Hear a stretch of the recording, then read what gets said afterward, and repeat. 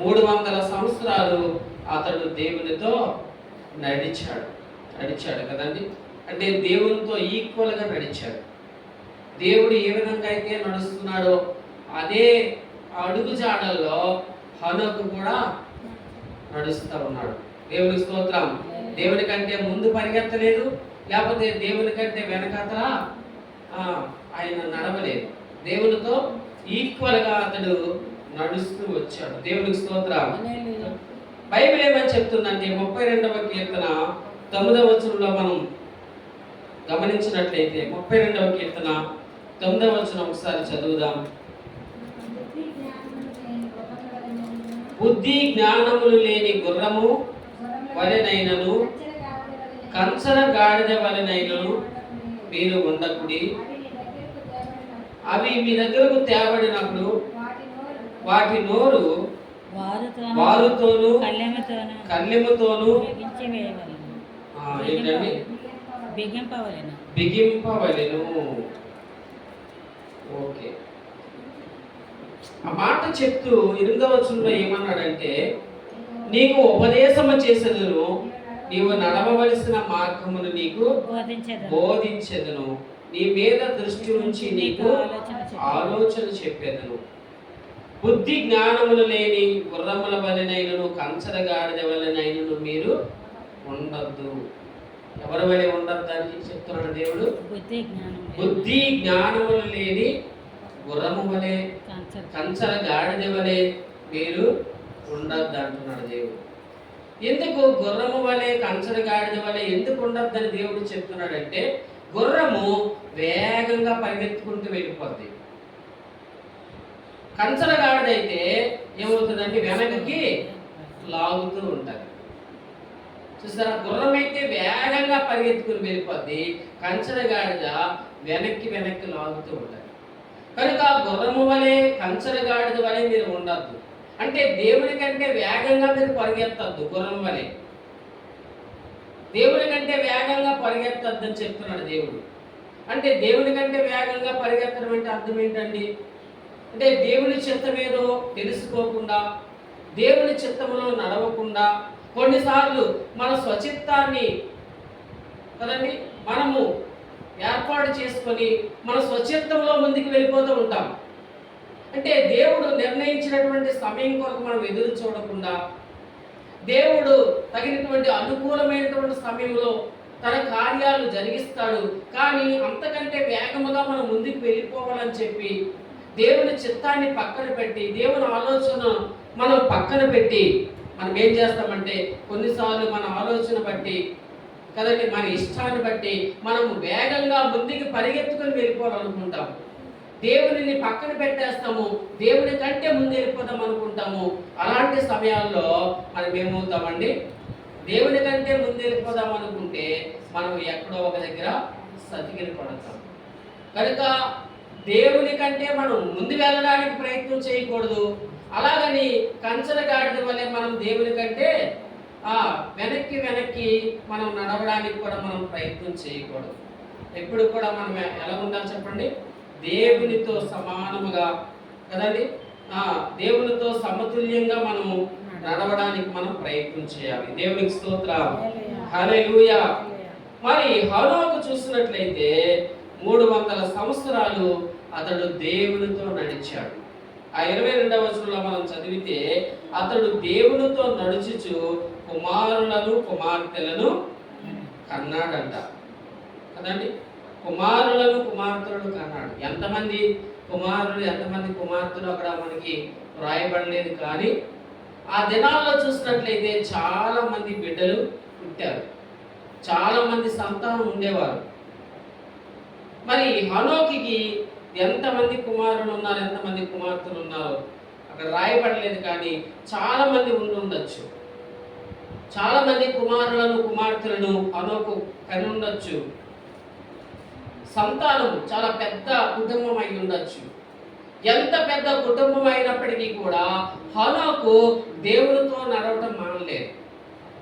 తన నడకను దేవునితోనే కొనసాగించాడు. కానీ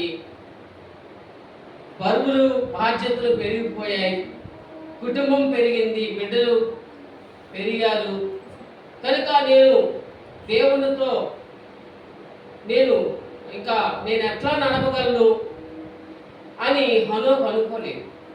ఈ రోజుల్లో చూస్తున్నట్లయితే చాలా మంది వారికి ఉన్నటువంటి ఒత్తిళ్ల వల్ల, వారికి ఉన్నటువంటి కుటుంబ బాధ్యతల వల్ల చాలా మంది దేవునికి దూరం అయిపోతూ ఉన్నారు.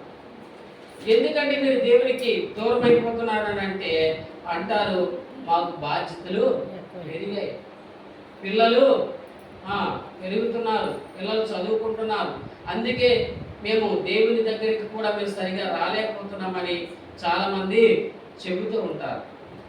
దేవుని దగ్గరికి రావడానికి మనకున్నటువంటి కుటుంబానికి ఎటువంటి సంబంధం లేదు కదండి.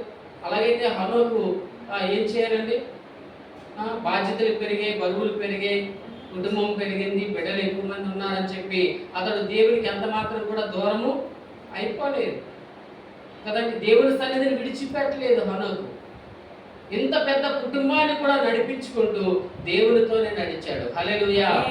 కనుక దేవుని దగ్గరకి మనం రావడానికి, దేవునితో మనం నడవటానికి మనం ఎటువంటి సాకులు చెప్పడానికి వీల్లేదు కదండి. నా వ్యాపారం అంటే అయిపోయిందండి, లేకపోతే నా ఉద్యోగంలో నాకు సెలవులు ఇవ్వట్లేదు, నాకు బిజీగా ఉంటున్నాను, వ్యాపారంలో నాకు తీరిక లేదు, లేకపోతే పిల్లల వలన నాకు తీరిక లేదు అని ఇటువంటి సాకులు మనం చెప్పడానికి వీల్లేదు. ఎందుకంటే దేవుని సన్నిధిలో కదండి ఇవన్నీ కూడా మనకి ఎవరి ద్వారా సంభవిస్తున్నాయి, ఎవరి ద్వారా మనకి వస్తున్నాయి, ఎవరి ద్వారా పొందుకుంటున్నామంటే దేవుని ద్వారానే పొందుకుంటున్నాం. హల్లెలూయా. అన్ని దేవుడిచ్చినవే. మరి దేవుడిచ్చిన ఇచ్చిన వాటిని బట్టి మనం తృప్తిపడి మనం బ్రతకడం కాదు, కానీ మనం ఏం చేయాలండి? మనకు ఇచ్చినటువంటి దేవుణ్ణి మనం ఏం చేయాలి? ఆయన మనం స్తుతించాలి. హల్లెలూయా. ఆయనకి మన సమయం ఇవ్వాలి, ఆయనతో మనం గడపాలి, ఆయనతో మనము నడవాలి. ఏది కూడా దేవుని దగ్గరికి ఆటంకపరచడానికి, ఏది మనకు అడ్డుగా ఉండడానికి వీలు లేదండి. దేవునికి స్తోత్రాలు. కొంతమంది అంటారు కదా, పిల్లల వల్ల నాకు అవ్వట్లేదండి చర్చికి రావడానికి అని అంటారు. అంటే దేవుడు నీకు పిల్లలు ఇచ్చి నువ్వు తప్పు చేశాడా నువ్వు చర్చికి రాకుండా కదా? అవి చాలామంది అనుకునేటటువంటి మాటలు. అది కాదు కదా. దేవుడు మనకు బిడ్డలు ఇచ్చినా, మనకు ఉద్యోగం ఇచ్చినా, మనకు వ్యాపారం ఇచ్చినా, ఏది ఇచ్చినా సరే ఏది కూడా మనల్ని దేవుని సన్నిధికి దూరం చేయకూడదు, ఏది కూడా మనకు ఆటంకంగా ఉండకూడదు. హనోకు మనం చూసినట్లయితే అతడు దేవునితో నడవటం మానలేదండి. దేవుని స్తోత్రం. ఎంతో పెద్ద కుటుంబాన్ని కలిగి ఉన్నాడు, ఎక్కువ మంది కుమారులను కుమార్తెలను కలిగి ఉన్నాడు, ఎన్నో బరువు బాధ్యతలు మోస్తున్నాడు. ఇన్ని కలిగి ఉన్నప్పటికీ కూడా అతడు 300 సంవత్సరాలు దేవుడితోనే నడిచినట్లుగా మనం చూస్తున్నాం. దేవునికి స్తోత్రం. హల్లెలూయా. హనోకు అనేటటువంటి మాటకి కూడా ఒక చక్కటి అర్థం ఉంది. హనోక్ అనే పేరుకు అర్థం ఏంటంటే ఉపదేశకుడు. ఏంటండి? ఉపదేశకుడు. ఉపదేశకుడు అంటే అర్థం ఏంటంటే దేవుని దగ్గర నుండి తాను నేర్చుకున్నటువంటి విషయాలను ఎవరితో చెప్తున్నాడండి? తన కుటుంబంతో చెప్తున్నాడు, తన భార్య బిడ్డలతో చెప్తున్నాడు.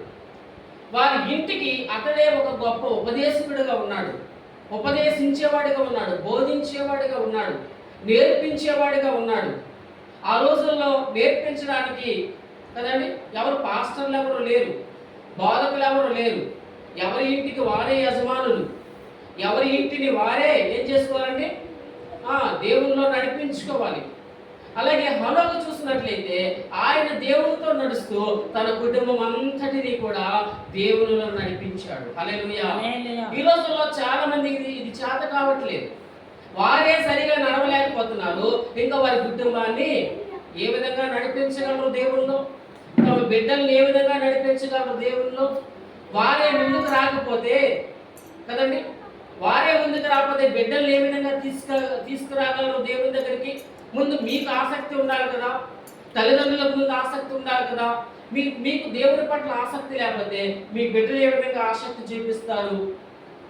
కనుక నీ ఇంటికి నువ్వే ఉపదేశం చేసే వ్యక్తిగా ఉండాలి.